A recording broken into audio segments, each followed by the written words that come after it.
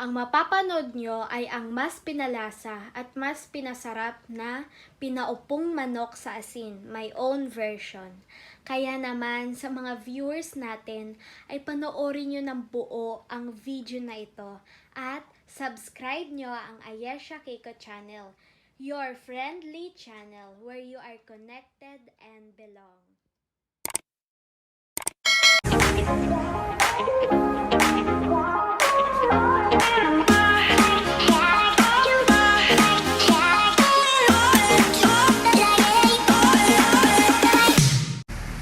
Hi guys! What's up? Ayesha's Keiko's here. Welcome back to my channel. So for today's vlog ay magluluto po ako ng manok.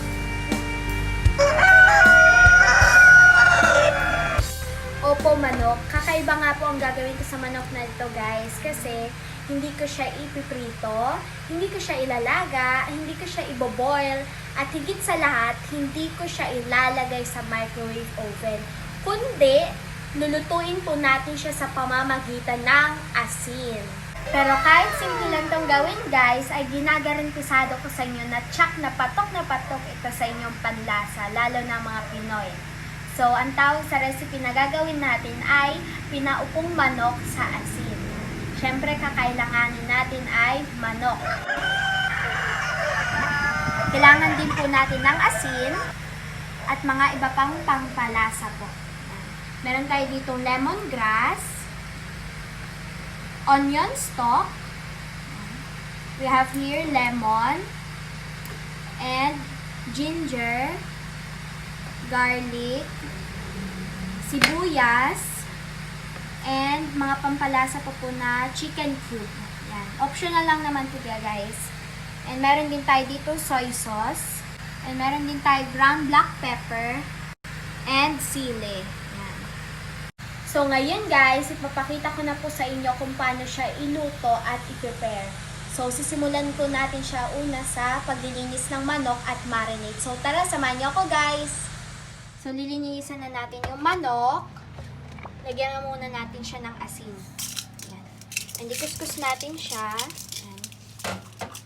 Para mawala yung dulas niya. At mawala yung lansa ng manok. Mabawasan yung lansa. Yan, tayo nagpapaligo ka lang ng baby. What? Sa singit, sa hita. Yan. Kuskus natin.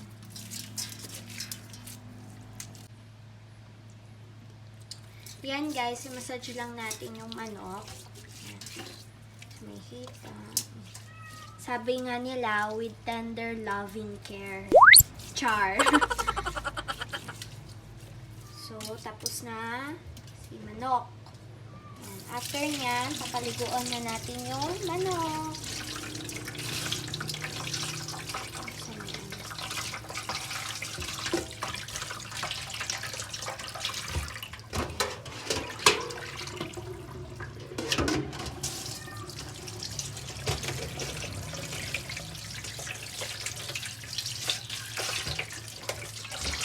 After nyan guys, papatigisin natin yung manok.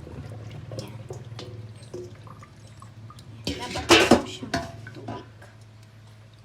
Yan. Lagyan natin siya.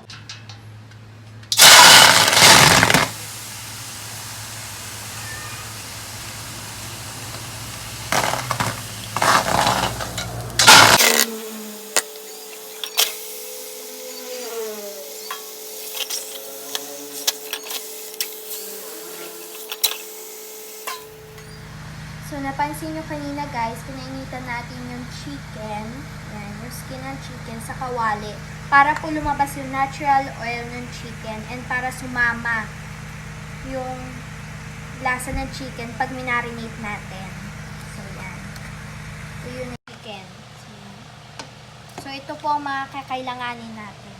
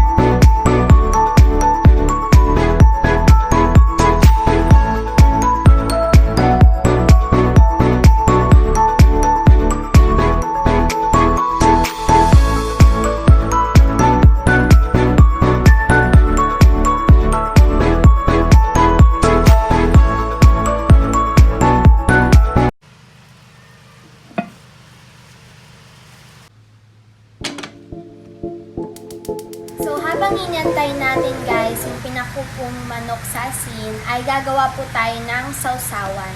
So, meron po tayo dito ang ginayat na garlic, ginger, onions, and sili. So, yan. After nga, nalalagay natin siya sa mortar and pestle.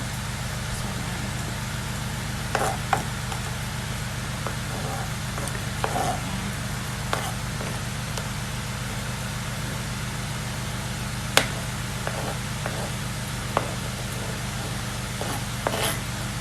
So, after nyan guys, is pipit-pitin na natin siya.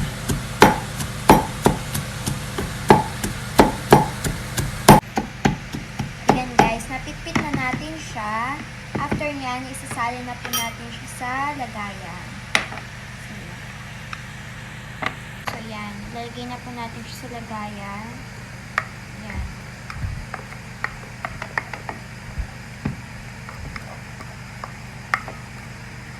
After nyan, is meron tayong lalagay na suka. Tubsa coconut natural vinegar. So, after nyan, meron din tayo ditong coconut brand soy sauce.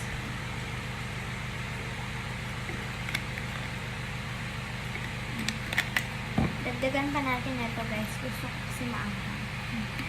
And last, pepper. And i-mix na natin. Ayan. Titikman na natin siya, guys. Anghang, guys. Okay na. 1 hour later.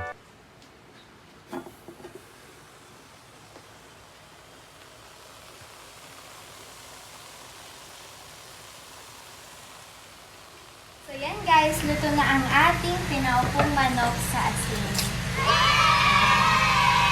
Don't you set up right on my way? Yeah, babe, yeah, babe, yeah, babe. Any night, any day, set up. So, isa na namang recipe ang na-share natin sa araw na ito, ang pinaupong manok sa asin. Yan. At syempre, may sausawan na rin yan, guys.